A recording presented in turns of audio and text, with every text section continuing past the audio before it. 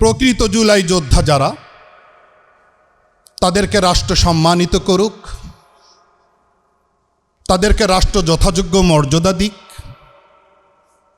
আমরা দলের পক্ষ থেকে সেটাই প্রত্যাশা করি। জুলাই এককভাবে কারো পকেটবন্দি না হোক, কৃতিত্ব অর্জনের প্রতিযোগিতায় অবতীর্ণ হয়ে কেউ অন্যায় ও অনৈতিকভাবে এই অর্জনকে নিজের পকেটস্থ না করুক। জমিয়ত উলামা ইসলাম বাংলাদেশ এমনটাই প্রত্যাশা করে। একই সাথে আমরা অভ্যুত্থান পরবর্তী বাংলাদেশ বিনির্মাণে যে কোনো ভালো কাজকে সহযোগিতা করতে চাই। একই সাথে ইসলাম দেশ ও রাষ্ট্রবিরোধী যে কোনো সিদ্ধান্তের বিরুদ্ধে আমরা সরব থাকতে চাই। আমরা চাই বাংলাদেশ বিশ্ব দরবারে তার স্বকীয় চেহারা নিয়ে মাথা উঁচু করে দাঁড়াক। আমরা চাই বাংলাদেশের পররাষ্ট্রনীতি যেন নতজানু পররাষ্ট্রনীতি না হয়। বাংলাদেশের মানুষ যেন অভ্যুত্থান পরবর্তী বাংলাদেশকে নতুন চেহারায় দেখতে পায়, দেখার সুযোগ পায়। আমরা এমনটা প্রত্যাশা করছি। খাদ্য নিরাপত্তা, জননিরাপত্তা, আইন শৃঙ্খলা পরিস্থিতি, দ্রব্যমূল্য, জনস্বার্থ সংশ্লিষ্ট এই বিষয়গুলোর প্রতি বাংলাদেশ সরকার সর্বাধিক গুরুত্ব প্রদান করবে, আন্তরিকতাপূর্ণ দৃষ্টি নিবদ্ধ করবে। জমিয়ত উলামা ইসলাম বাংলাদেশ এমনটা প্রত্যাশা করে। জুলাই সনদ প্রণীত হয়েছে, নোট অফ ডিসেন্ট সহ রাজনৈতিক দলগুলো যেখানে যেখানে নোট অফ ডিসেন্ট দিয়েছে এবং এই নোট অফ ডিসেন্ট সহ যেই জুলাই সনদ স্বাক্ষরিত হয়েছে, প্রণীত হয়েছে, জমিয়ত উলামা ইসলাম বাংলাদেশ এই জুলাই সনদ বাস্তবায়ন চায় এবং শহীদদের রক্তের সাথে যেন কোনোভাবে বিশ্বাসঘাতকতা না হয়, এটার নিশ্চয়তাও আমরা চাই। আল্লাহ যেন আমাদের রক্তাক্ত জুলাই জাতির প্রত্যাশা শীর্ষক আজকের এই আয়োজনটিকে কবুল করেন। ভবিষ্যতে আমরা আরও বড় পরিসরে দলীয়ভাবে কোনো আয়োজন সামনে আনতে পারি কি না সেই চেষ্টা, সেই ভাবনা আমাদের রয়েছে, থাকবে। আজকের এই পরিসরে আমরা শহীদদেরকে শ্রদ্ধার সাথে স্মরণ করছি এবং এই অর্জন যেন টেকসই হয়, এই অর্জন যেন কোনোভাবেই ধুলোয় মিশে না যায়, রাষ্ট্র যেন কোথাও মাত্রাতিরিক্ত শক্তি প্রয়োগ না করে এবং জুলাই নিয়ে কেউ যেন অধ্যত্বপূর্ণ বক্তব্য প্রদান না করে। আমরা একটা সামঞ্জস্যপূর্ণ, ভারসাম্যপূর্ণ রাজনীতির চর্চা বাংলাদেশে দেখতে চাই। ধন্যবাদ সবাইকে।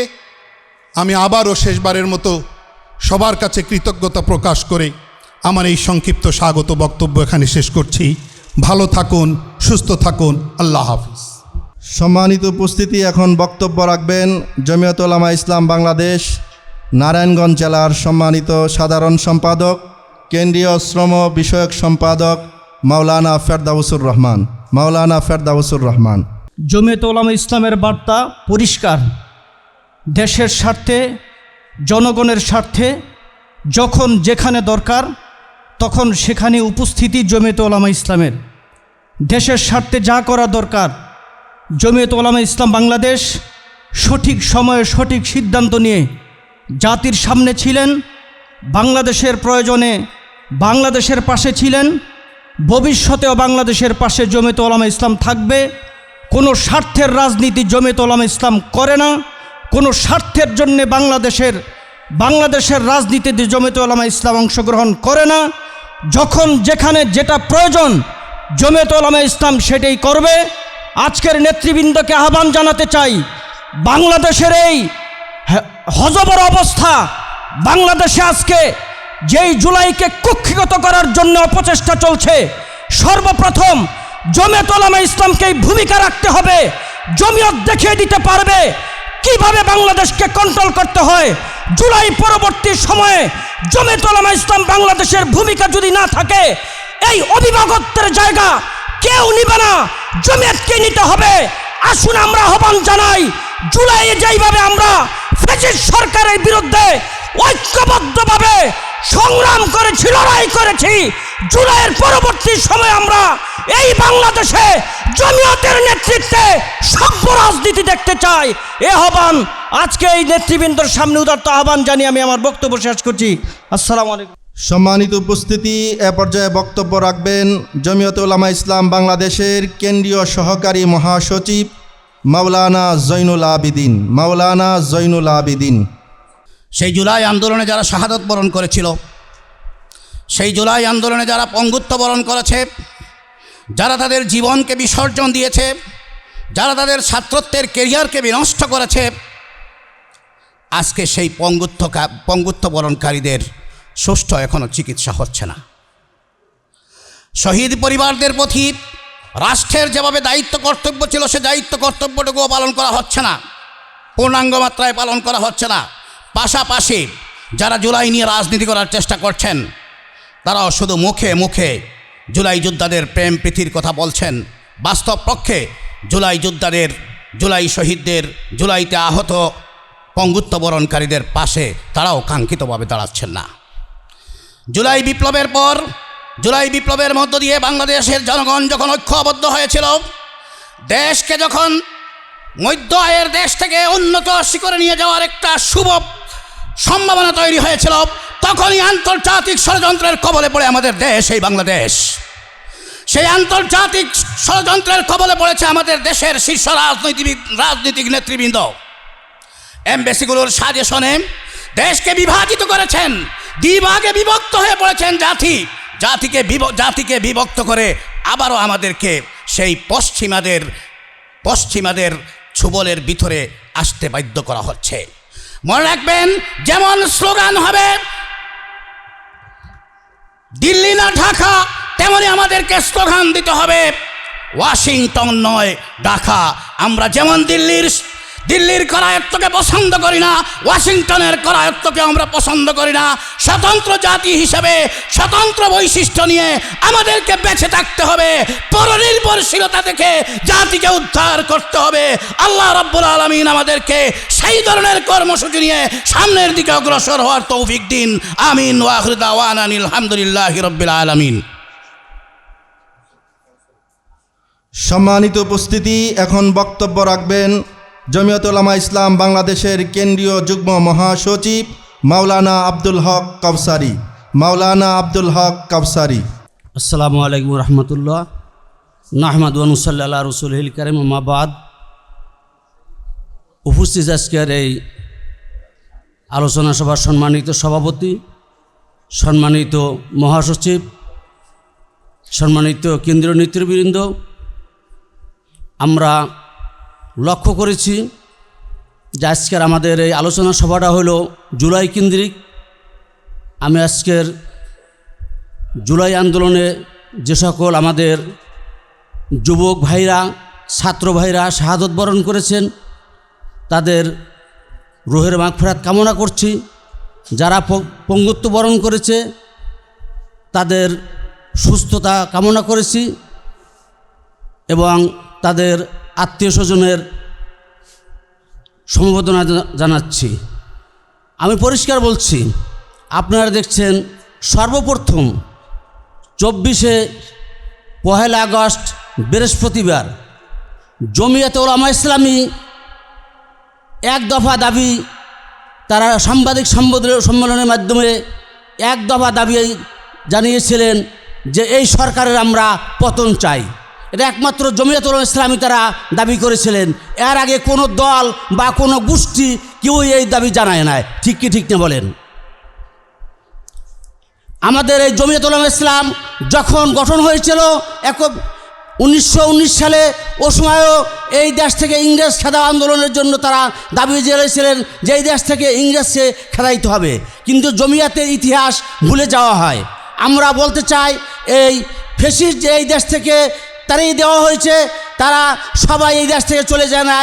এই দেশে তাদের বিবি বাল বাচ্চা, এই দেশে তাদের লোকজন এখন আছে, কিন্তু কোনো ছিদ্র দিয়ে, কোনো ফাঁক ফুকর দিয়ে তারা যেন আবার এই দেশে তারা একত্রিত হতে না পারে, এজন্য আমাদের লক্ষ্য রাখতে হবে। এই জুলাই আন্দোলন এই জুলাই চেতনা এটা কোনো একটা দলের জন্য নয়, কোনো একটা গোষ্ঠীর না, এটা আমাদের সকলের, আমাদের ছাত্র জমিয়তের অবদান অনেক রয়েছে। আমার মাদ্রাসার একজন ছাত্র সেও শহীদ হয়েছে। আমাদের যুব জমিয়াত, ছাত্র জমিয়াতের অনেক অবদান রয়েছে এই জুলাই আন্দোলনে। এটা আমাদের মনে রাখতে হবে এবং সকল দলের এটা মনে রাখতে হবে, সকল দলের এটা স্বীকার করতে হবে।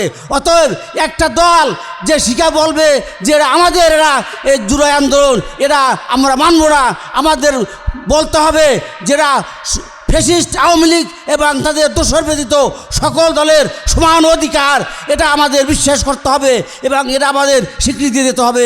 এ বলে আমি আমার বক্তব্য শেষ করছি। আসসালামু আলাইকুম ওয়া রাহমাতুল্লাহ। এ পর্যায়ে আপনাদের সামনে বক্তব্য রাখবেন জমিয়ত উলামা ইসলাম বাংলাদেশের কেন্দ্রীয় সহ সাংগঠনিক সম্পাদক মাওলানা গাজী ইয়াকুব উসমানী। আসসালামু আলাইকুম রহমতুল্লাহ বারাকাত। প্রাণের সংগঠন পাক ভারতীয় উপমহাদেশের প্রাচীনতম সংগঠন, স্বাধীনতার সংগ্রামে নেতৃত্বদানকারী সংগঠন জমিয়ত উলামা ইসলাম বাংলাদেশ এর আয়োজনে রক্তাক্ত জুলাই জাতির প্রত্যাশা শীর্ষক আলোচনা সভার সম্মানিত সভাপতি, আমন্ত্রিত নেতৃবৃন্দ, উপস্থিত সুধীমণ্ডলী, রক্তাক্ত জুলাইয়ের একটি দৃশ্য বারবার আমাকে তাড়িত করে। টিএসসি মোড়ের সামনে জালিমের বুলেটের আঘাতে একটি মেয়ে গুলিবিদ্ধ হয়ে কাতরাতে দেখছে গোটা বিশ্ববাসী। মেয়েটিকে উদ্ধার করতে সহপাঠীরা যাওয়ার পরে মেয়েটি বলছেন যে আমার জীবনের চিন্তা আপনারা করবেন না, এই জাতির এই মেরুকরণ পরিবর্তনের জন্য আমি আমার জীবনকে উৎসর্গ করলাম, আপনারাও আপনাদের জীবনকে উৎসর্গ করেন। এই চিত্র, এই ভয়াল দৃশ্য গোটা ঢাকা শহর সহ সারা বাংলাদেশে মানুষ দেখেছে। আর এই চেতনা, ছাত্রদের, মুক্তিকামী মানুষের মধ্যে এই চেতনা জাগ্রত হয়েছে মূলত 2013 সাল থেকে 2021। উলামায়ে কেরামের আত্মত্যাগ, কুরবানি এবং ধারাবাহিক ফ্যাসিস্ট হাসিনার বিরুদ্ধে লড়াইয়ের যে নেতৃত্ব উলামায়ে কেরাম দিয়েছে, সেখান থেকেই জুলাইয়ের বিপ্লবের সূচনা হয়েছে। আপনারা জানেন, আমি একটি কথা বলেই শেষ করব, শুধু আমার একটি কথা, যে দলগতভাবে সর্বপ্রথম যখন জালিমের রক্তচক্ষুকে ভয় করে কোনো দল রাস্তায় নামার সাহস দেখাই নাই, তখন প্রথম জমিয়ত উলামা ইসলাম বাংলাদেশের সংগ্রামী মহাসচিব তিনি আন্দোলনকারী মুক্তিকামী ছাত্র জনতার সঙ্গে একাকার হয়ে দীপ্ত কণ্ঠে ঘোষণা করেছিলেন যে আমি আমার সন্তানদেরকে রেখে বাসায় ফিরে যাব না। এই প্রেরণা, এই উদ্দীপনাময় বক্তব্য ছাত্রদেরকে আরও উদ্দোলিত করেছে। ফলশ্রুতিতে 5ই আগস্ট অর্থাৎ 36শে জুলাই আল্লাহ তাআলা নতুনভাবে বাংলাদেশে এক স্বাধীনতা আমাদেরকে দান করেছেন। অনেক বিভক্তি, দ্বিধা এখন আমাদের মধ্যে কাজ করতেছে। বিশেষ করে আমরা এক জায়গায় খুব কষ্ট পাই, যে সমস্ত সন্তানরা সামনে থেকে নেতৃত্ব দিয়েছেন তাদের জবানের ভাষা শুনলে আমরা খুব কষ্ট পাই। আমরা চাই আপনারা নেতৃত্ব দেন, কিন্তু জবানটারে ঠিক করেন। হাসিনা মার্কা বক্তব্য বাংলাদেশে আমরা শুনতে চাই না। আরেকটা বিষয়, শেষ কথা, হাসিনাকে কামব্যাক করার জন্য কেউ কেউ দুঃস্বপ্ন দেখার একটা চক্রান্ত চালাচ্ছেন। এই ব্যাপারে পরিষ্কার বার্তা আমরা দেই যে বাংলাদেশ, আমাদের রাজনীতির বিভক্তি হবে, আমাদের সমালোচনা জায়গাগুলো আরও এস্টাবলিশড হবে, কিন্তু হাসিনাকে মোকাবেলার জন্য আমরা ঐক্যবদ্ধ আছি ইনশাআল্লাহ। জমিয়ত উলামা ইসলাম এই ব্যাপারে রক্ত দিতে প্রস্তুত আছে। সম্মানিত উপস্থিতি, এখন বক্তব্য রাখবেন জমিয়ত উলামা ইসলাম বাংলাদেশ ঢাকা মহানগর দক্ষিণের ভারপ্রাপ্ত সভাপতি, কেন্দ্রীয় ছাত্র বিষয়ক সম্পাদক মুফতি মাহবুবুল আলম কাসিমি। নাহমাদুহু ওয়া নুসাল্লি আলা রাসূলিহিল কারীম, আম্মা বাদ। জমিয়ত উলামা ইসলাম কর্তৃক আয়োজিত রক্তাক্ত জুলাই জাতির প্রত্যাশা শীর্ষক আলোচনা সভার সম্মানিত সভাপতি, জমিয়ত উলামা ইসলাম বাংলাদেশের সিনিয়র সহ সভাপতি হযরত মাওলানা আব্দুর রব ইউসুফী সাহেব, উপস্থিত রয়েছেন জমিয়ত উলামা ইসলাম বাংলাদেশের সংগ্রামী মহাসচিব মাওলানা মঞ্জুরুল ইসলাম আফিন্দি সাহেব, ও উপস্থিত রয়েছেন জমিয়ত উলামা ইসলাম বাংলাদেশের সংগ্রামী যুগ্ম মহাসচিব হজরত মাওলানা বাহাউদ্দিন জাকারি সাহেব সহ জমিয়তুল উলামা ইসলাম বাংলাদেশের বিভিন্ন দায়িত্বশীল ও কর্মী ভাইরা, আমি আমার আলোচনাকে দীর্ঘায়িত না করে এইখানেই শেষ করছি, কারণ সময় অনেক সংক্ষিপ্ত। অন্যদের জন্য আমার সময়টাকে উৎসর্গ করলাম। ও আখির দাওয়ানা আলহামদুলিল্লাহ।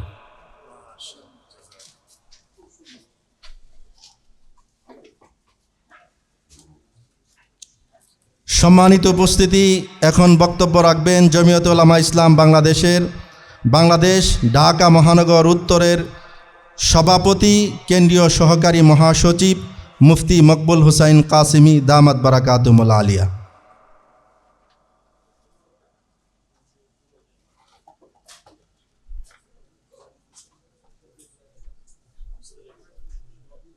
নাহমাদুহু ওয়া নুসাল্লি আলা রাসূলিহিল কারীম।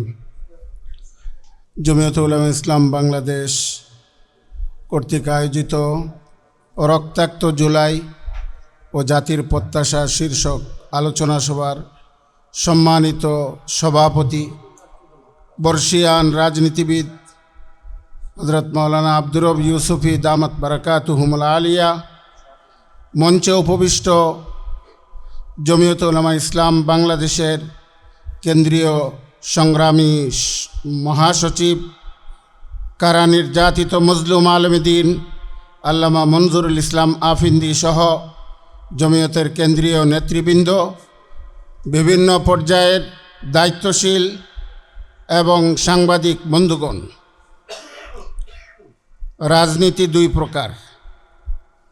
এক প্রকার রাজনীতি হলো ভোগের রাজনীতি, আর দ্বিতীয় প্রকার রাজনীতি হলো জনগণের কল্যাণের রাজনীতি, ত্যাগের রাজনীতি।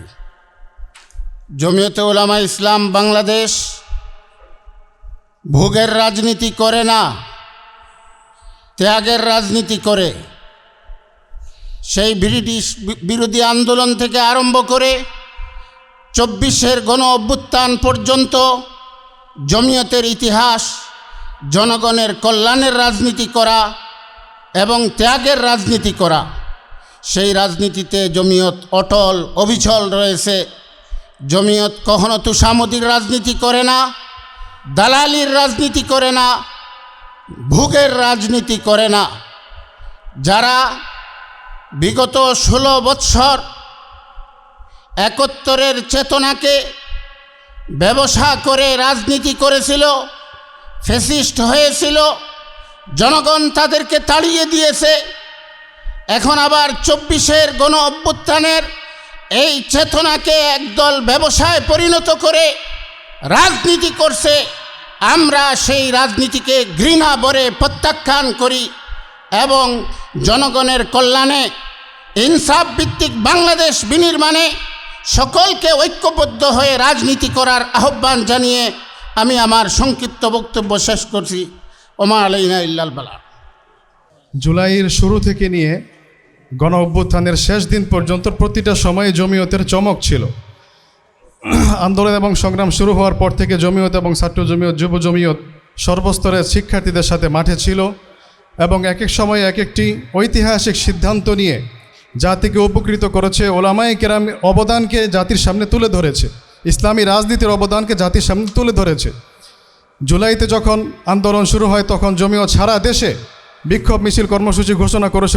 19 জুলাই শুক্রবার বাদ জুমা, 18 জুলাই মাগরিবের পরে প্রেস কনফারেন্সের পরে ইন্টারনেট বন্ধ করে দেওয়া হয়, সারা দেশের নেট জনসংযোগ বিচ্ছিন্ন করে দেওয়া হয়। তারপরও জমিয়ত উলামা ইসলাম বাংলাদেশ ছাত্র জমিয়ত বিভিন্ন জেলায় আন্দোলন এবং সংগ্রামে অংশগ্রহণ করে জুলুম এবং নির্যাতনের শিকার হয়। আপনারা মিডিয়াতে দেখেছেন এবং মিডিয়াতে আজকে জুলাই এবং আগস্টেও বেশ প্রচারিত হচ্ছে। আগস্টের 1 তারিখ থেকে 5 তারিখ পর্যন্ত প্রতিদিন জমিয়তের চমক ছিল। 1 তারিখে জমিয়ত ঐতিহাসিক সংবাদ সম্মেলন করে স্পষ্টভাবে ছাত্র জনতার সাথে সংহতি প্রকাশ করেছে এবং এই সরকারের পতনের দাবি তুলেছে। 2 তারিখ জমিয়ত দোয়া মাহফিল এবং সংহতি সমাবেশের ঘোষণা দিয়েছে। সারা দেশের বিভিন্ন শাখায় দোয়া মাহফিল পালিত হয়েছে, মিডিয়ায় বেশ প্রচারিত হয়েছে। সারা বাংলাদেশকে কাঁপিয়ে তুলেছিল আমাদের মহাসচিব সাহেবের সেই ভাষণটি।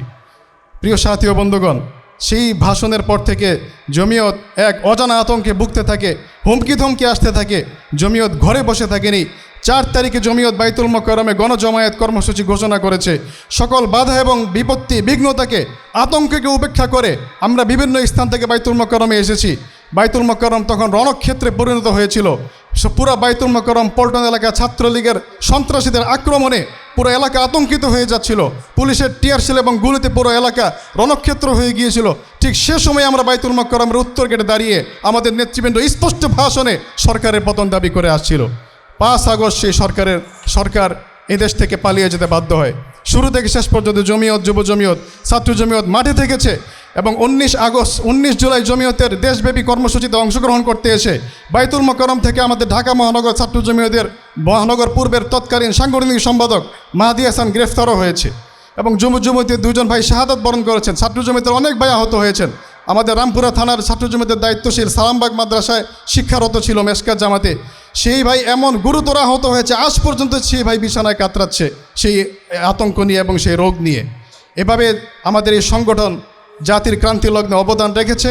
আমরাও প্রস্তুত আছি আগামীতেও জাতির যে কোনো ক্রান্তিকালে জমিয়তের নির্দেশে জাতির জন্য আমরা কল্যাণকর সিদ্ধান্ত গ্রহণ করব এবং দেশ এবং জাতিকে ইসলাম রক্ষায় আমরা পাহারাদার হিসেবে নিজেদেরকে আবির্ভূত করব ইনশাআল্লাহ। আল্লাহ তাআলা আমাদের সকলকে সেই তৌফিক দান করুন। আজকে যে সাবজেক্টটি দিয়েছে রক্তাক্ত জুলাই জাতির প্রত্যাশা, কি কারণে হয়েছে জুলাই সেটা আমরা জানি, জাতির কি প্রত্যাশা সেটাও আমরা জানি, গণভোটের রায় হয়েছে সেটাও আমরা জানি।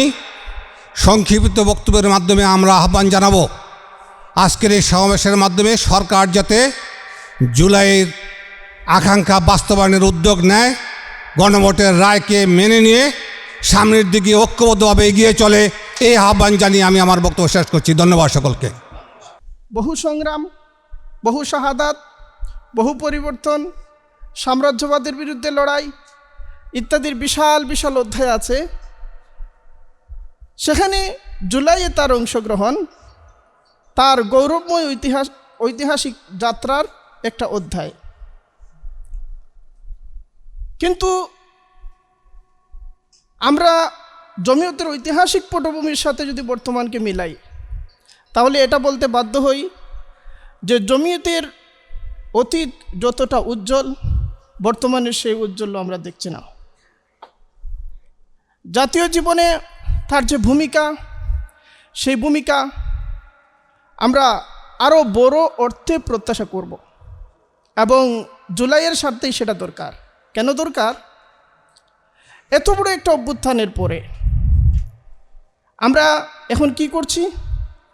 যারা জুলাইয়ের সময় কাঁধে কাঁধ মিলিয়ে লড়াই করেছি তারা এখন আমরা পরস্পরের বিরুদ্ধে গালিবর্ষণ করছি, আগামীকাল হয়তো গুলিবর্ষণ করব। আগে লড়াই ছিল ফ্যাসিবাদ বনাম জনগণ, এখন লড়াই হয়ে উঠেছে জুলাই বনাম জুলাই। জুলাই যদি জুলাইয়ের সাথে যুদ্ধরত থাকে তাহলে এর পরিণতি অত্যন্ত ভয়াবহ হতে বাধ্য। জুলাইয়ের শক্তি দুর্বল হতে থাকবে আর জুলাইয়ের পরাজিত শক্তি সবল হতে থাকবে, তার প্রত্যাবর্তন অসম্ভব নয়। ফলে আমরা সকল পক্ষকে অনুরোধ করব দলীয় রাজনীতির পরিবর্তে জুলাইয়ের রাজনীতিটা করেন। যারা রক্ত দিয়েছে, আহত হয়েছে, চোখ হারিয়েছে, অঙ্গ প্রত্যঙ্গ হারিয়েছে, এখনও তাদের জখমগুলো শুকায় নাই। আমরা জুলাইকে বিভক্তির হাতিয়ারে পরিণত করেছি। আমরা কি সরকারি দলের কাছে এটা আশা করতে পারি না? বিরোধীদের সাথে তারা সেই আচরণটা করবেন। নিজেরা বিরোধী দল হলে সরকারের কাছে যে আচরণটা প্রত্যাশা করতেন, আমরা কি বিরোধীদের কাছে সেই আশাটা করতে পারি না? তারা সরকারের সাথে সেই আচরণটা করবেন। নিজেরা সরকারে থাকলে বিরোধীদের কাছে যে আচরণ আশা করতেন, কিন্তু আমরা সেটা দেখছি না। আমরা দেখছি অসহিষ্ণুতা, আমরা দেখছি ক্রমবর্ধমান উত্তেজনা। আমরা যে বাংলাদেশ গড়বার স্বপ্ন তৈরি করেছিলাম সেই স্বপ্নটা অঙ্কুরেই বিনষ্ট হবার মতো একটা ঝুঁকিতে আছে। দেখেন, বাংলাদেশ একটা ভূরাজনৈতিক হুমকির মধ্যে আছে। আমরা এই হুমকি থেকে বের হবার জন্য কিছু পদক্ষেপ ধীরে ধীরে নিচ্ছি। তুরস্কের সাথে সামরিক সমঝোতার মতো ঘটনা ঘটছে, যেটার রিয়াকশন আমরা ইন্ডিয়া থেকে পেয়েছি। চীনের সাথে চীন মিয়ানমার হয়ে বাংলাদেশ একটা করিডোরের কথা হচ্ছে, তার রিয়াকশন ইন্ডিয়া থেকে এসেছে। বলা হচ্ছে বাংলাদেশ ইন্ডিয়াকে ঘিরে ফেলবার জন্য চীন পাকিস্তান যে অক্ষ, এই অক্ষের সাথে একীভূত হয়ে কাজ করছে। অপরদিকে বাংলাদেশকে ঘিরে ফেলবার চেষ্টাও হচ্ছে। আমাদের বিগত তত্ত্বাবধায়ক সরকারের প্রধান তিনি প্রায় একটা কথা বলতেন, বাংলাদেশ হচ্ছে 7 সিস্টারের অভিভাবক, প্রায় একটা কথা বলতেন। এবং তিনি বলতেন 7 সিস্টারকে সমুদ্রের সাথে যুক্ত করবার জন্য বাংলাদেশ হচ্ছে অভিভাবক, এটা বলতেন। এটা নিয়ে ভারতীয় মিডিয়ায় টকশো হয়েছে, নীতি নির্ধারণী পর্যায়ে আলোচনা হয়েছে। কিন্তু ডক্টর ইউনূস সরকারের প্রতি শ্রদ্ধা রেখেই আমরা বলছি যে তিনি এই কথাটা বহুবার বহু জায়গায় বললেন, কিন্তু তার রোডম্যাপটা কি, বাংলাদেশের সামনে সেই রোডম্যাপটা কি তিনি দিয়েছেন? ফলে আমরা দেখি যে ইন্ডিয়া সতর্ক হয়েছে, যে ভূমিকাটা তারা নেওয়ার সেটা তারা নিয়েছে। 7 সিস্টারের সাথে সমুদ্রকে যুক্ত করবার জন্য প্রকল্প ইতিমধ্যে গ্রহণ হয়েছে, সেটা বাস্তবায়ন শুরু হয়ে গেছে। এবং বাংলাদেশের সীমানার 35 কিলোমিটারের ভেতরে এখানে সামরিক ঘাঁটি তৈরি করা হয়েছে। অর্থাৎ আপনি শুধু রেটরিক ব্যবহার করেছেন, এবং জুলাইপন্থীরা আমরা এটাই করেছি, রেটরিক ব্যবহার করেছি। আমরা এমন কথা বলেছি যে পারলে আগামীকাল দিল্লি দখল করে বসবো। এই ধরনের রেটরিক কোনো কাজে আসে না। দরকার হলো বাস্তবায়ন যোগ্য রূপকল্প, সেই রূপকল্প আমরা পাই নাই। এবং এই সমস্ত রেটরিক ব্যবহার করে আমরা পরস্পরকে পরস্পরের বিরুদ্ধে এক ধরনের মনস্তাত্ত্বিক দ্বন্দ্বের দিকে ঠেলে দিয়েছি। এবং এই যে ঘটনাগুলো ঘটেছে, এই ঘটনাগুলো একটা বিপ্লবকে কি করে, একটা অভ্যুত্থানকে কি করে। আমরা দেখেছি মিশরে একটা অভ্যুত্থান হয়েছিল, অভ্যুত্থানে একটা বিপ্লব হয়েছিল, হোসনি মোবারককে উৎখাত করা হয়েছে।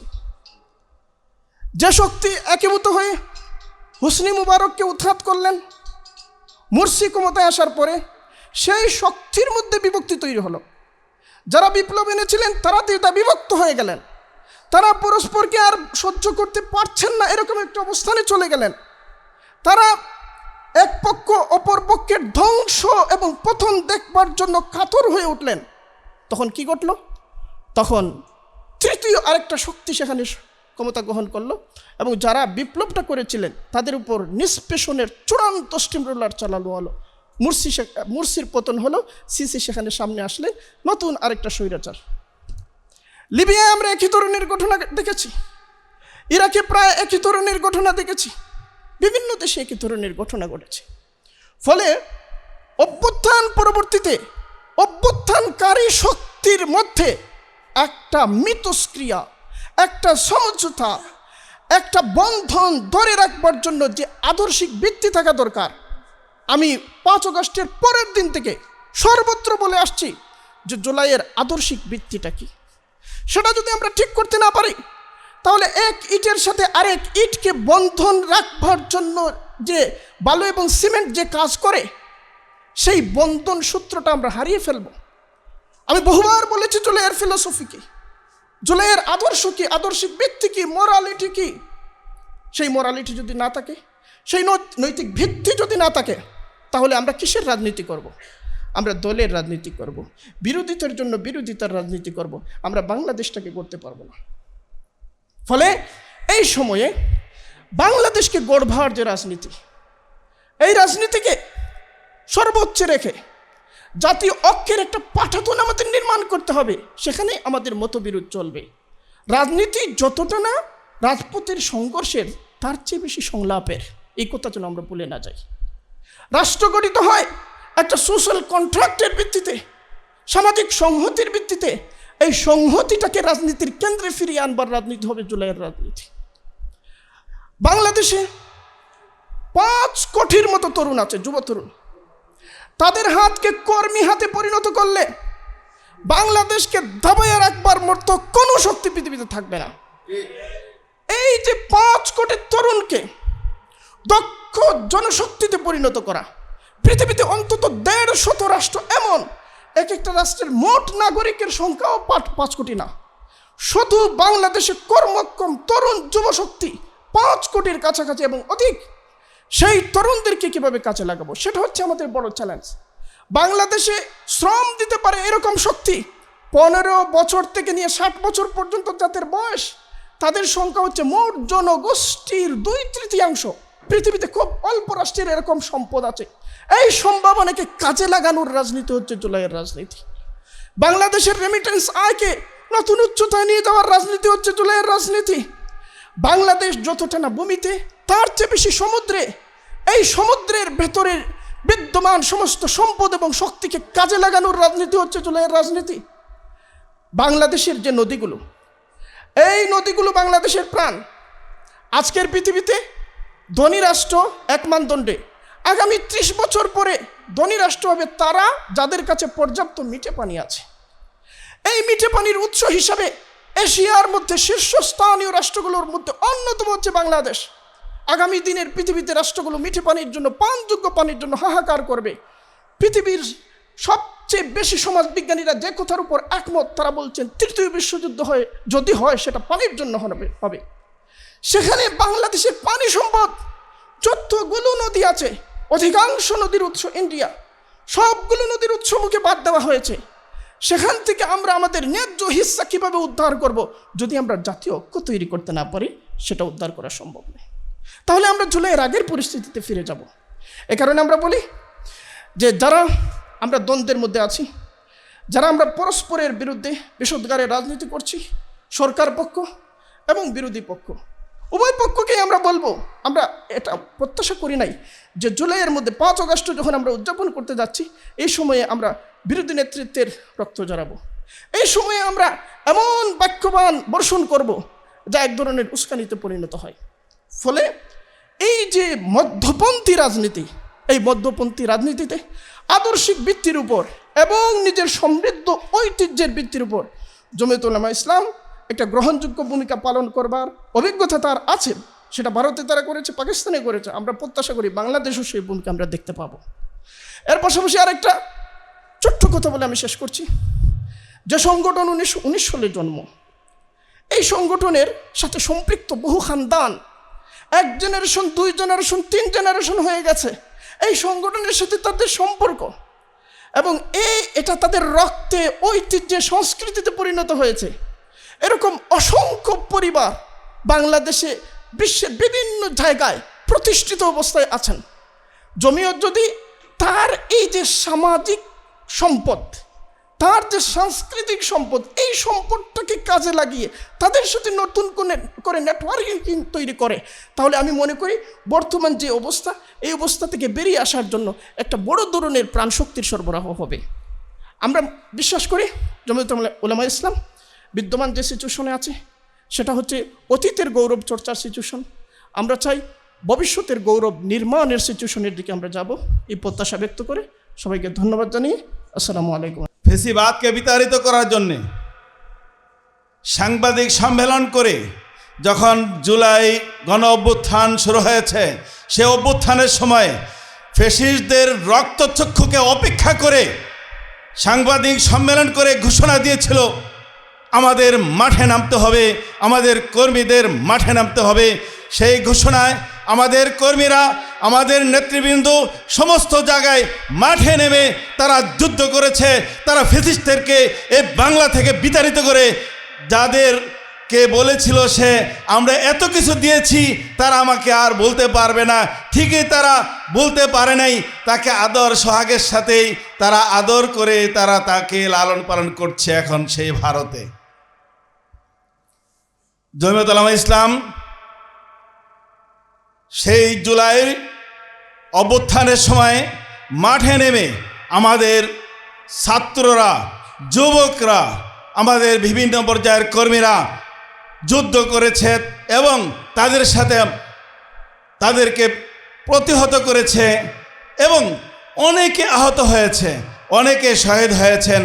শহীদ পরিবারদের আমরা সমবেদনা করছি এবং এই জুলাই অভ্যুত্থান যেন কোনো একটি দলের, কোনো একটি গোষ্ঠীর, কোনো একটি জামাতের নির্ধারিত না হয়, এটি আমাদের সারা বাংলাদেশের সমস্ত মানুষ যারা জুলাই, সমস্ত দল, যে সমস্ত দল যারা জুলাই অভ্যুত্থানে অংশগ্রহণ করেছিল তাদের সকলেরই অর্জন।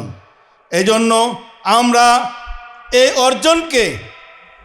অর্জনকে জমিয়ত উলামা ইসলাম অর্জন থেকে যেন জমিয়ত উলামা ইসলামকে বাদ দেওয়া না হয়।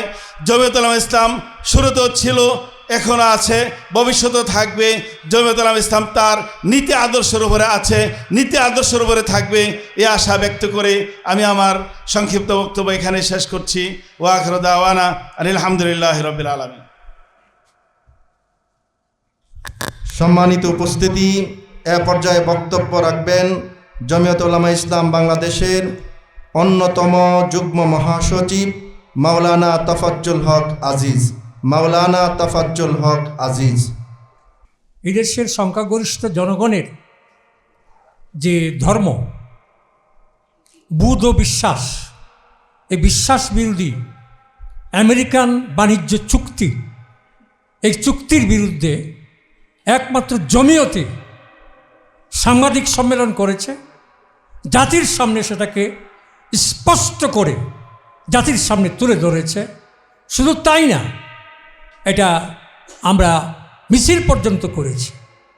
এই জন্য জমিয়তের পক্ষেই সম্ভব, একমাত্র প্ল্যাটফর্ম জমিয়ত উলামা ইসলাম, একমাত্র রাজনৈতিক প্রতিষ্ঠান যেটা জুলাইকে নির্মাণ করার জন্য যারা চিল্লাচ্ছেন জুলাই স্বাক্ষর, গণভোটের গণরায়, সব ঠিক আছে, কিন্তু এখানে এই জনগণের যে প্রত্যাশা, যে শিরোনামটা রাখা হয়েছে, সেই প্রত্যাশাটা কি কি, সেটা জুলাই চেতনার ভিতরে কি কি মাওয়াদ আছে, এই জুলাইকে যদি নির্মাণ করতে হয় তাহলে সেই উপাদানগুলো বের করে আনতে হবে।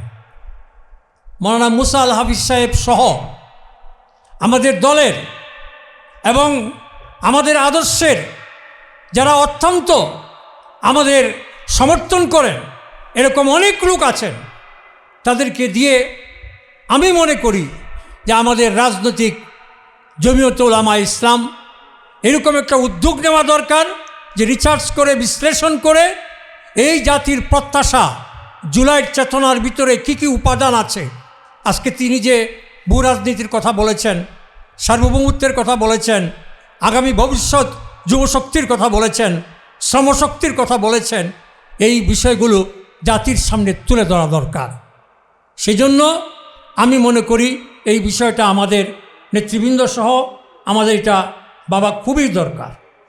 2 নম্বর, আমি একটা পয়েন্ট বলবো, আমাদের মহাসচিব উনি ওনার স্বাগত বক্তব্যে একটা কথা বলেছেন, সেটা হলো যে 5 আগস্টের আগে এবং পরে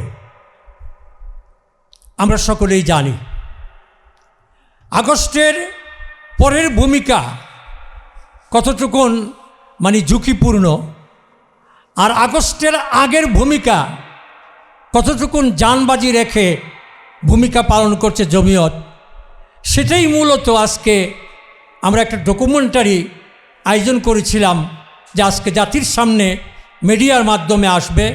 পাশাপাশি সরকারের 2 জন মন্ত্রীকে আমরা দাওয়াত দিয়েছিলাম, তাদের সামনে আসবে।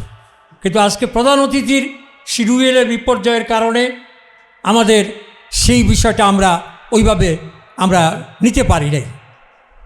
কেন যে আমি বলবো এই 5 আগস্টের আগে এবং পরে এই বিষয়টা, আর পাশাপাশি নির্বাচনের আগে এবং পরে, এই 2টা বিষয়ে বিশ্লেষণ হওয়া দরকার।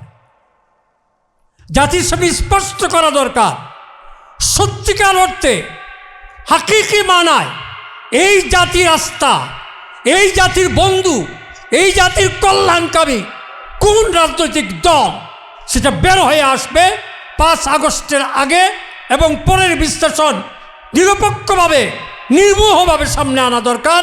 নির্বাচনের আগে এবং নির্বাচনের পরে এটাও সামনে আনা দরকার।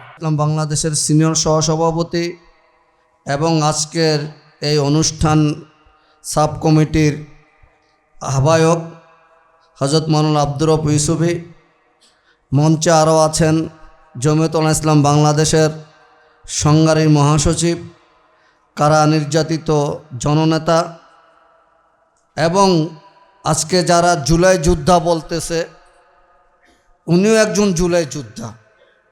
আমাদের আজকের সভার সভাপতিও জুলাই যোদ্ধা। আমরা প্রত্যেকে যারা রাজপথে ছিলাম সবাই জুলাই যোদ্ধা। তো দলের মহাসচিব হযরত মাওলানা মঞ্জুর ইসলাম আফন্দি সহ জমিয়ত ইসলাম বাংলাদেশের কেন্দ্রীয় নেতৃবৃন্দ, ঢাকা মহানগর নেতৃবৃন্দ, ছাত্র জমিয়ত, যুব জমিয়তের নেতৃবৃন্দ এবং বিভিন্ন মিডিয়া কর্মীবৃন্দ, আজকের এই আলোচনা সভার শিরোনাম রাখা হয়েছে রক্তাক্ত জুলাই এবং জাতির প্রত্যাশা। রক্তাক্ত জুলাই, রক্ত দেওয়ার যে ইতিহাস, সেটা আমাদের গৌরবোজ্জ্বলের ইতিহাস। যখনই দেশের ক্রান্তি লগ্নে, জাতির ক্রান্তি লগ্নে রক্তের প্রয়োজন হয়েছে, আমরা বাঙালি জাতি মুসলমান হিসাবে রক্ত দিয়েছি, কিন্তু প্রত্যাশার জায়গায় আমরা সবসময় হোঁচট খেতে হয়েছে। যে জন্য রক্ত দেওয়া হয়েছে আমাদের, যেখানে যে কারণে হাজার হাজার মানুষ শাহাদাত বরণ করে, অনেক মানুষ পঙ্গুত্বের জীবন ধারণ করে, জেল জুলুম নির্যাতন ভোগ করে, কিন্তু প্রত্যাশার জায়গায় সেই জায়গাটায় আমাদের আঘাত খেতে হয়। আমরা প্রত্যাশার জায়গায় যে সে সফলতা পাই না। আমরা যদি একটু পিছনের ইতিহাসের দিকে তাকাই, 47 সালের যে রক্তাক্ত সংগ্রামের বিনিময়ে ব্রিটিশ সাম্রাজ্যবাদকে আমরা ভারতবর্ষ থেকে তাড়িয়েছি, পাকিস্তান রাষ্ট্রকে স্বাধীন করেছি, কিন্তু 47-এর পরবর্তীতেই সর্বপ্রথম আমাদের ভাষার উপর আঘাত করা হয়েছে। 1952 সালে ভাষার উপর আঘাত করা হয়েছে। একটা বৃহৎ জনগোষ্ঠী, পাকিস্তানের বৃহৎ নাগরিক, তাদের মুখের ভাষার উপর আঘাত করা হয়েছে। দেখা গেছে আইয়ুব খানের দীর্ঘ 10 বছরের সামরিক শাসন, ইয়াহিয়া খানের সামরিক শাসন, পরে ফলশ্রুতি 71-এর মুক্তিযুদ্ধ। আমাদের মুক্তিযুদ্ধের ইতিহাসও গৌরবোজ্জ্বল ইতিহাস। রক্তের বিনিময়ে আমরা স্বাধীনতা লাভ করেছি, যে কারণে 30 লক্ষ মা বোন শাহাদাত বরণ করেছে। কিন্তু দুঃখজনক বিষয় হলো, এই স্বাধীনতা পরবর্তীতে আমরা একদলীয় শাসন দেখতে পেয়েছি, আমরা বাকশাল দেখতে পেয়েছি, সকল মানুষের কথা বলার অধিকার হরণ করা হয়েছে। আমরা বাসন্তীদেরকে ক্ষুধার কারণে, বস্ত্রের অভাবে জাল পরে লজ্জাস্থান নিবারণ করতে দেখেছি। প্রত্যাশার জায়গায় সেখানেও আমরা আঘাত পেয়েছি। আরও দেখবেন 4টা পত্রিকা বাদ দিয়ে সকল পত্রিকা বন্ধ করে দেওয়া হয়েছিল। তো প্রত্যাশা আমাদের সবসময় আঘাত পায়, প্রত্যাশা সব জায়গায় ব্যাহত হয়। 90-এর গণ আন্দোলন সফলতা, সেই জায়গাও যে মানুষের যে অধিকারের জন্য, গণতন্ত্র প্রতিষ্ঠার জন্য, মানুষের মৌলিক চাহিদাগুলো পূরণ করার জন্য যে 90-এর গণ অভ্যুত্থান হয়েছিল, সেই জায়গাও পরিপূর্ণরূপে সফলতা আমরা পাইনি। প্রত্যাশার জায়গাটা এখানেও আমাদের সফল হয়নি। সর্বশেষ যে 24 জুলাইয়ের যে গণ অভ্যুত্থান, এই অভ্যুত্থান নিয়ে বলতে গেলে বলতে হয়, এখন তো সেই মুক্তিযুদ্ধের কথাই স্মরণ হয়ে যায়। যেমন মুক্তিযুদ্ধের ক্রেডিট একটা দল নিজেদের কাছে বন্দি করে রাখতে চায়, অন্যদেরকে কোনো ক্রেডিট দিতে চায় না। অন্যের অংশগ্রহণ, এদেশের আপামর সর্বস্তরের জনগণ, নারী পুরুষ শিশু কিশোর সকলে মুক্তিযুদ্ধে অংশগ্রহণ করেছিল, সকল দল অংশগ্রহণ করেছিল, কিন্তু একটি দলে এই ক্রেডিট নিতে চায়, অন্য কাউকে মুক্তিযুদ্ধ ক্রেডিট দিতে চায় না তারা। ঠিক জুলাইয়ের গণ অভ্যুত্থানের ক্ষেত্রেও আমরা দেখতে পাচ্ছি সেই একই ইতিহাসের ধারাবাহিকতা। এই জুলাই আন্দোলনে বাংলাদেশের সকল পেশার মানুষ, সকল শ্রেণীর মানুষ অংশগ্রহণ করেছে, সকল রাজনৈতিক দল অংশগ্রহণ করেছে, কিন্তু আজকে এটা নিয়েও একটা চেতনার ব্যবসা শুরু হয়েছে। এখানেও চেতনার ব্যবসা আমরা দেখতে পাই। আজকে যারা জুলাইয়ের অভ্যুত্থান যে কারণে হয়েছিল, জুলাই পরবর্তীতে যে সরকার এ দেশ শাসন করেছিল, যে অন্তর্বর্তীকালীন সরকার বলি আমরা, ডক্টর ইউনূসের নেতৃত্বে যে সরকার ছিল, সেই সরকার বিদায়ের পূর্বক্ষণে মার্কিন সাম্রাজ্যবাদের সাথে এমন কিছু চুক্তি করে যায়, যে চুক্তিটা জুলাইয়ের যে প্রত্যাশা, সেই প্রত্যাশাকে গলা টিপে হত্যা করা হয়। এবং দেশে এমন কিছু পররাষ্ট্রনীতি উপহার দিয়ে যায়, যেটা বাংলাদেশের যে আগেরকার সরকার, জুলাইয়ের পূর্ববর্তী যে সরকার ছিল, এক মুখনীতি ভারতীয় আধিপত্যের কাছে বাংলাদেশকে অর্পণ করা, বাংলাদেশকে সঁপে দেওয়া। ইউনূস সরকারেরও এমন কিছু কাজ করে যায়, যেটা এই দেশকে মার্কিন সাম্রাজ্যবাদের নিয়ন্ত্রণে যাতে চলে যায়, সব কাজ পরিচালিত হয়, এই ধরনের একটা অবস্থা তৈরি করে যায়। আমরা এখন কি দেখতে পাচ্ছি? জুলাইয়ের যে রক্তাক্ত ইতিহাস, এই ইতিহাসের দাবি ছিল সকল দল একটা ভ্রাতৃত্বপূর্ণ অবস্থানে থেকে, সৌহার্দ্যপূর্ণ অবস্থানে থেকে এই দেশকে গড়বে, এই দেশের স্বাধীনতাকে অক্ষুণ্ণ রাখবে, এই দেশের মানুষের জানমালের হেফাজত করবে, এই দেশের মানুষ যাতে স্বাভাবিক জীবন যাপন করতে পারে সেই নিশ্চয়তা সকল রাজনৈতিক দল মিলে সেই একটা অবস্থান তৈরি করবে। কিন্তু নির্বাচন যেতে না যেতেই আমরা আমাদের দেশের চিত্রকে দেখতে পাচ্ছি। রাজনীতির মঞ্চ থেকে যে নোংরা ভাষায় কথা বলা হয়, তারা রাজনৈতিক নেতা পরিচয় দেওয়ার কোনো অধিকার রাখে না। এত নোংরা ভাষায় কেন আরেকটা দলকে ঘায়েল করতে হবে? ভদ্রতার ভাষা জুলাই যুদ্ধের দাবিদারদের মুখ থেকে হারিয়ে গেছে। যে দুর্নীতির বিরুদ্ধে 16-17 বছর আওয়ামী লীগ ফ্যাসিস্ট শাসন যে দুর্নীতি করেছে, সেই দুর্নীতির অভিযোগ তথাকথিত জুলাই যোদ্ধাদের বিরুদ্ধে আজকাল শোনা যাচ্ছে। এবং ইউনূস সরকার আমলে জুলাই যোদ্ধাদের পক্ষ থেকে বা ছাত্রনেতাদের পক্ষ থেকে যারা বিভিন্ন উপদেষ্টার দায়িত্ব পালন করেছেন, তাদের বিরুদ্ধেও পত্রপত্রিকায় দুর্নীতির অনেক ফিরিস্তি প্রকাশ পেয়েছে। তাহলে আওয়ামী চরিত্র আর এই চরিত্রের মধ্যে পার্থক্য রইল কি?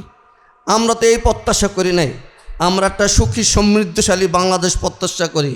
আমরা এমন একটা বাংলাদেশ প্রত্যাশা করি যে বাংলাদেশ বিশ্ব মানচিত্রে মাথা উঁচু করে দাঁড়াবে এবং মাথা উঁচু করে কথা বলতে পারবে। আমরা এমন একটা বাংলাদেশ প্রত্যাশা করি যেভাবে ভারতীয় আধিপত্যের কাছে মাথা নত করবে না, ঠিক সেইভাবে মার্কিন সাম্রাজ্যবাদের কাছেও মাথা নত করবে না। আমরা এমন একটা বাংলাদেশ প্রত্যাশা করি যে বাংলাদেশের পররাষ্ট্রনীতি হবে স্বাধীন, যে বাংলাদেশের পররাষ্ট্রনীতি কোনো নত জানুনীতির অন্তর্ভুক্ত যাতে না হয়, সেমন একটা বাংলাদেশ প্রত্যাশা করি। আজকের বাংলাদেশে গ্যাসের মূল্য বৃদ্ধি, তেলের মূল্য বৃদ্ধি, দ্রব্য সামগ্রী কাঁচা তরকারির মূল্য অস্বাভাবিক বৃদ্ধি, এই বাংলাদেশ আমরা প্রত্যাশা করি না। আজকে বিদ্যুতের মূল্য যেভাবে বাড়ানো হচ্ছে, গ্যাসের মূল্য যেভাবে বাড়ানো হচ্ছে, সাধারণ নাগরিকদের জনজীবন দুর্বিষহ হয়ে উঠতেছে। আমরা বর্তমান সরকারের কাছে বলবো, আমাদের প্রত্যাশার জায়গা থেকে এইসব জিনিসের দাম মূল্য নিয়ন্ত্রণ করুন। সাধারণ জনগণ যাতে শান্তিপূর্ণভাবে স্বস্তির সাথে বাংলাদেশে বসবাস করতে পারে, এই ধরনের একটা পরিবেশে নিশ্চয়তা প্রদান করুন। এবং বিরোধী দল, সরকারি দল, সকল দলের কাছে উদাত্ত আহ্বান থাকে, আসুন আমরা সম্প্রীতির সাথে সৌহার্দ্যপূর্ণ পরিবেশে এই বাংলাদেশকে ঐক্যবদ্ধভাবে গড়ার লড়াই অবতীর্ণ হয় এবং পরস্পরের সহযোগিতার মানুষদেরকে আমরা কাজ করি। তাহলে বাংলাদেশ, আমাদের যে প্রত্যাশার বাংলাদেশ, সেই প্রত্যাশার জায়গাটা পূরণ হবে বলে আমি আশা করি। আমি আর আলোচনা দীর্ঘ করব না, আসরের নামাজের সময় ঘনিয়ে আসছে। এখন আমাদের সম্মুখে আজকের এই সভার সভাপতি এবং জমিয়ত উলামা ইসলাম বাংলাদেশের সিনিয়র সহসভাপতি এবং এই আলোচনা সভার আহ্বায়ক হযরত মাওলানা আব্দুর রব্বী ইউসুফী গুরুত্বপূর্ণ দিক নির্দেশনামূলক বক্তব্য রাখবেন। ওয়া আখিরু আলহামদুলিল্লাহি রাব্বিল আলামিন।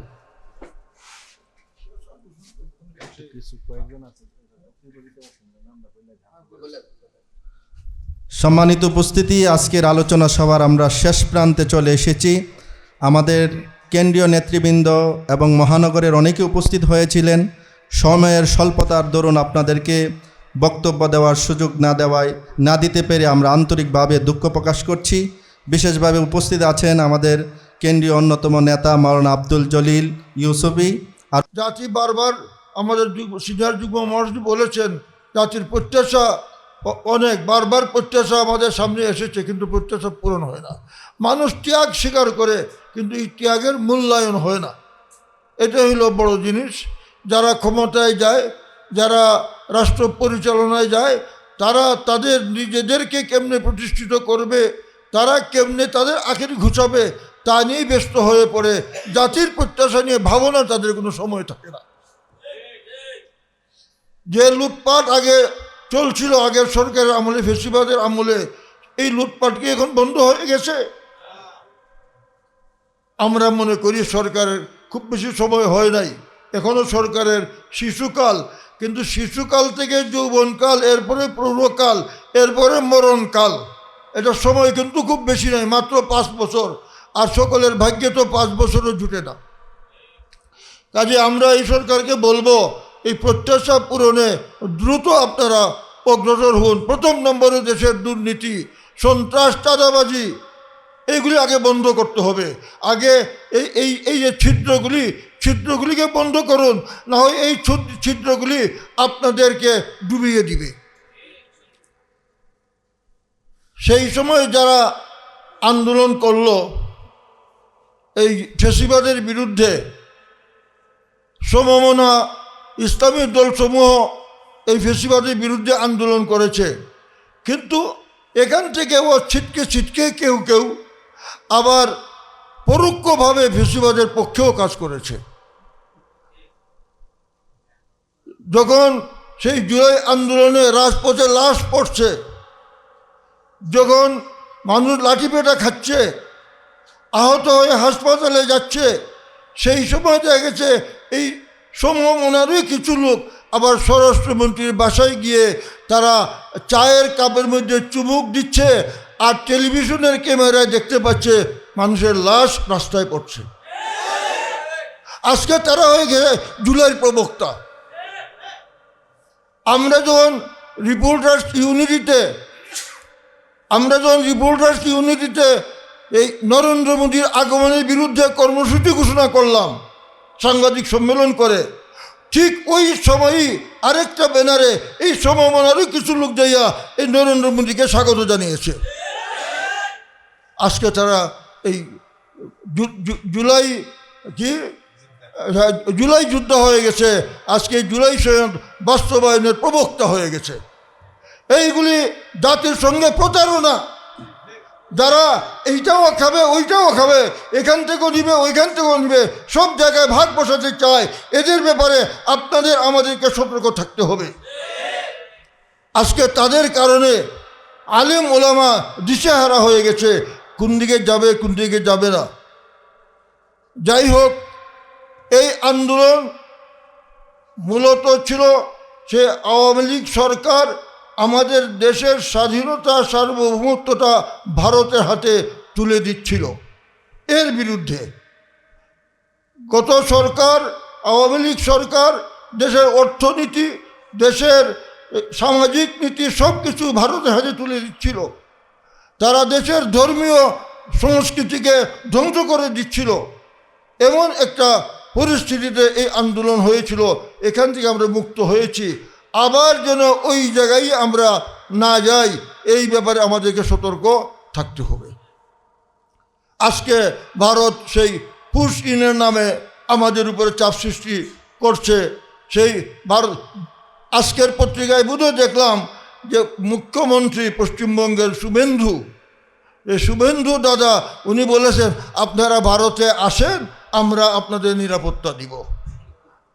এখন সময়টা কি? এখন যখন বাংলাদেশ অন্যদিকে ঝুঁকছে, বাংলাদেশ নিজের পায়ের উপরে দাঁড়াতে শুরু করেছে, নিজেদের আর্থসামাজিক ব্যবস্থাকে সংগঠিত করতে যাচ্ছে, তখন একটা ফাঁদ পাচ্ছে যে আপনারা আসেন, আমরা আপনাদেরকে নিরাপত্তা দিব। ওইখানে আমাদের যে ভাইয়েরা আছে, মুসলমান ভাইয়েরা, তাদের নিরাপত্তাটা আগে দেন না কেন? সেখানে মসজিদ মাদ্রাসা ধর্মীয় প্রতিষ্ঠানগুলি আপনারা প্রতিদিন কোথাও না কোথাও আপনারা এই সকল প্রতিষ্ঠানকে ধ্বংস করছেন, তাদের বাড়িঘর সহায় সম্পদ শেষ করে দিচ্ছেন। আর আমরা আপনাদের এখানে যাব, দোকান খুলে বসে আছেন, হোটেল খুলে বসে আছেন, হাসপাতাল খুলে বসে আছেন, আমরা যাব আর পকেটের টাকা রুপি আপনাদেরকে দিব, আর আপনারা সেই আমাদেরকে কি দিবেন? নিরাপত্তা দিবেন। আপনাদের নিরাপত্তার দরকার নাই, আপনাদের চিকিৎসা নেওয়ার দরকার নাই। চিকিৎসা নেওয়ার জায়গা দুনিয়াতে বহু আছে, বহু জায়গা আছে, ওইখানে আমাদের যাওয়ার দরকার নেই, আমাদের লাগবে না। আমাদের অর্থনীতি, আমাদের নিরাপত্তা, এই বিষয়ে আমরাই দেখব, আমাদেরটা আমাদেরকে দেখার সুযোগ করে দেন। এখন তারা বলছে যে এই কি পদ্মার পানি বন্টন, তিস্তার পানি বন্টন, এইসব নিয়ে তারা আলাপ আলোচনা করতে চায়। আমরা আমাদের ব্যবস্থা আমরা করছি, ওই হিস্সা আমাদেরকে দিতে হবে। এর পাশাপাশি আমরা আমাদের নিজেদের ব্যবস্থাও আমরা করে যাচ্ছি, আমাদের পানির হিস্সা আমাদেরকে দিতে হবে। এরপর আমি বলবো, দেশে এই একেবারে দাঁড়গোড়ায় দেশে রাষ্ট্রপতি নির্বাচন। যদিও এই নির্বাচনে আমাদের কারো কোনো ভোট নেই, সে আইয়ুব খান একটা মৌলিক গণতন্ত্র প্রতিষ্ঠা করেছিল, ইউনিয়ন পরিষদের চেয়ারম্যানরা রাষ্ট্রপতিকে ভোট দিত। আর এখনের সিস্টেমটা হইল পার্লামেন্টের মেম্বার যারা, তারা রাষ্ট্রপতিকে ভোট দিবে। আমরা যারা জনগণ, আমাদের এখানে ভোট দেওয়ার কোনো সুযোগ নেই। এটা তো হয়ে যাবে, যেহেতু দেশের সংবিধান এরকমই ব্যবস্থা আছে, এটা হয়ে যাবে। কিন্তু একটা কথা মনে রাখতে হবে, এই ডক্টর ইউনূস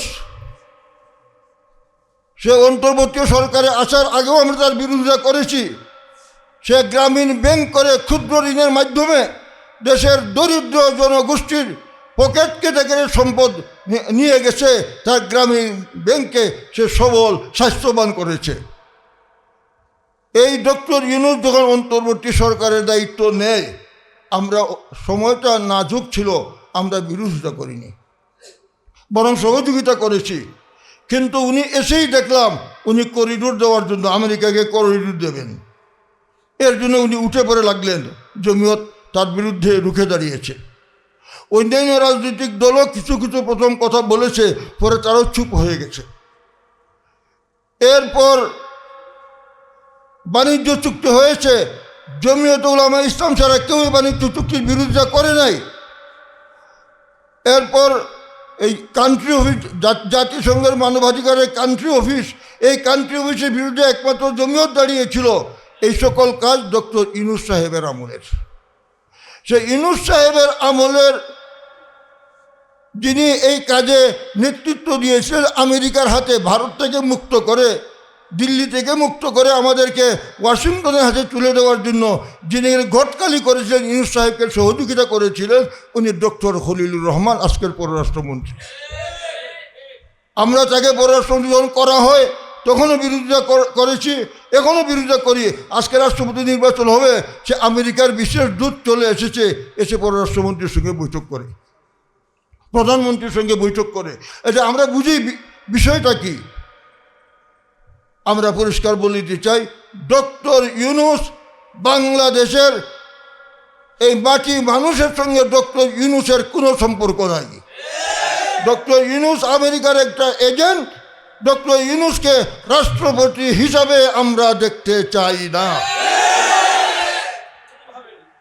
আমরা এদেশের মাটি মানুষের সঙ্গে, এদেশের মুসলমানরা, এদেশের জনগণ, তাদের ইমান আকিদা সঙ্গে যে লোকের সংহতি আছে, যে লোকের মধ্যে ন্যূনতম একটা দিনদারি ধর্মীয় অনুভূতি আছে, আমরা এমন একটা লোককে, যদিও তার ক্ষমতা তেমন কিছু নাই, তবু একটু রাষ্ট্রপতি হবে, আমরা ওইরকম একটা ভালো লোক দেশের রাষ্ট্রপতি হোক, আমরা এটা চাই।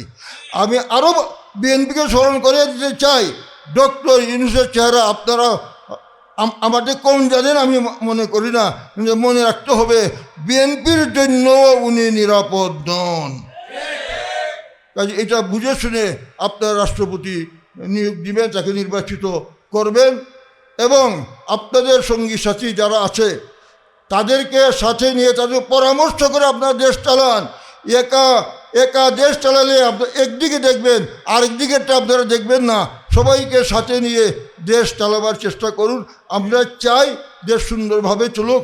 কদিন পরে পরে আন্দোলন করলাম, একটা সরকার পরিবর্তন হইল, সমাধান তো হইল না। আমরা সমাধান চাই, সুন্দরভাবে দেশ চলুক। আর জুলাই যুদ্ধ কারো বাপের সম্পত্তি নয়। পাকিস্তান আমলেও সে পাকিস্তানের শোষণ জুলুমের বিরুদ্ধে পূর্ব পাকিস্তানের সকল দল, সকল নেতা তার বিরুদ্ধে কথা বলেছে। হ্যাঁ, আওয়ামী লীগের নেতৃত্বে মুক্তিযুদ্ধ সংগঠিত হয়েছে, কিন্তু আওয়ামী লীগ এটাকে পুঁজি করে যে তারাই মুক্তিযুদ্ধের ধারক আর বাহক করতে করতে করতে করতে শেষ পর্যন্ত পালিয়ে গেছে। আজকে এই আন্দোলনে আমরা স্বীকার করি ছাত্রদের অবদান, এটাকে আমরা সম্মান করি, আমরা এটাকে মর্যাদা দিতে চাই। কিন্তু শুধু এই জুলাই আগস্টের আন্দোলনই এই সরকারের পতন হয় নাই। সেই দীর্ঘ 17 বৎসর জুলুম নির্যাতন শিকার যারা করেছে এবং এর বিরুদ্ধে যারা আন্দোলন করেছে, জেল খেটেছে, জীবন দিয়েছে, গুম হয়েছে, পরিবার নিঃস্ব হয়ে গেছে, এই সকল আন্দোলন সংগ্রামের ফসলটাকে আমাদের ছাত্ররা তারা একত্র করে তারা সুন্দরভাবে তাদের ত্যাগের মাধ্যমে এগিয়ে নিয়েছে। আমরা তাদের ত্যাগ স্বীকার করি। শাপলা চত্বরের ত্যাগ আমরা একটা বিষয় মনে রাখতে হবে, শাপলা চত্বর এটা ছোটোখাটো কোনো ট্র্যাজেডি ছিল না, এটা বিশাল ট্র্যাজেডি ছিল, বিরাট প্ল্যান পরিকল্পনা ছিল। তারা শাহবাগে যে এখানে কি বসিয়েছিল, গণজাগরণের মঞ্চ তারা এখানে যে বসিয়েছিল, এটার উদ্দেশ্য ছিল এই দেশ থেকে ঈমান ইসলামকে বিতরণ করা। এখানে ভারতীয় আধিপত্যবাদকে খুঁটি গাড়ার ব্যবস্থা এটা ছিল। এর বিরুদ্ধে সেই আহমদ শফি রহমতুল্লাহ আলহীর নেতৃত্বে দেশের উলামায়ে কেরাম, দেশের জনগণ হেফাজত ইসলামের ব্যানারে রুখে দাঁড়িয়েছিল। আর সেই তাদের উপরে গণহত্যা চালিয়েছিল। সেই গণহত্যায় জনগণ যে ক্ষুব্ধ ছিল, সেই ক্ষোভ এই জুলাই আন্দোলনে এসে তা কার্যকর হয়েছে। কাজে সেখানে আমরা ছিলাম, আমরা আছি, আমরা থাকব। আমরা ভারতের আধিপত্য মানি না, আমরা ওয়াশিংটনের আধিপত্য মানি না। আমরা কেউ আমাদের চালিকা শক্তি ভিন্ন দেশের কেউ হোক, এটা আমরা মানতে রাজি নই। আমরা সহযোগী চাই। উন্নয়নের জন্য, দেশ চালাইবার জন্য বাইরের লোক লাগে, বাইরের শক্তি লাগে। আমরা সহযোগী শক্তি চাই, কিন্তু কোনো প্রভু আমরা মানতে রাজি নই। আলহামদুলিল্লাহ আজকে জমিয়ত একটা অনুষ্ঠান করেছে এবং আমরা 3 তারিখের কথা বলেছেন, মহাসচিব সাহেব শাপলা চত্বরে গিয়েছিলেন। আমরা সমমনার শাহবাগে কিছু কথা বলেই ফেলি। আমরা সমমনার বৈঠকে আমরা এই কথাটা উঠে আসছিল যে আমরা শাপলা চত্বরে যাই, শাহবাগে যাই। এই 3 তারিখেই আসরের পরে মিটিং ছিল, যাই, কিন্তু এটা সমমনার মিটিংয়ে এটা পাস হয় নাই। এরপরে আমরা দলীয় হয়ে সিদ্ধান্ত নিয়ে আমরা সেখানে গিয়েছিলাম। সেখানে আমরা রাস্তায় যেতে আসতে আমাদের কোনো কিছু ঘটে যেতে পারতো, তো আমরা সেই রিস্ক নিয়েই আমরা গিয়েছিলাম। এবং পরের দিন 4 তারিখ 11টায় আমরা বাইতুল মুকাররমে সেই সমাবেশ করি। আর এর আগে 1 তারিখে আপনার মহাসচিব সাহেব সাংবাদিক সম্মেলনে বক্তব্য রেখেছেন। আমরা আমাদের জীবন দিয়ে, আমাকে কেউ বলেছে যদি এই সরকার টিকে যায় তখন আমাদের কি হবে? আমি বলেছি তখন আমাদের বাতনুল আরদি খায়রুম মিন যহরিহা হয়ে যাবে। আমাদের দুনিয়ায় বেঁচে থাকার চাইতে মৃত্যুবরণ করা, কবরে চলে যাওয়াই উত্তম হবে। এই রকম জালিমের শাসনের অধীনে দুনিয়াতে বেঁচে থাকার কোনো দরকার নাই। আপনারা এই প্রোগ্রামকে সফল করেছেন। আর মন্ত্রী মহোদয় ওনার ব্যস্ততার মধ্যে সময় দিয়ে গেছেন, ওনার অনুপস্থিতি দিয়ে আমি ওনার প্রতি কৃতজ্ঞতা প্রকাশ করি। আর আপনারা মেহনত করে এসেছেন, সময় দিয়েছেন, আপনাদের সকলের শুকরিয়া আদায় করে আজকের প্রোগ্রামকে সফল করার জন্য আপনাদের ধন্যবাদ জানিয়ে আমার বক্তব্য শেষ করছি। আসসালামু আলাইকুম।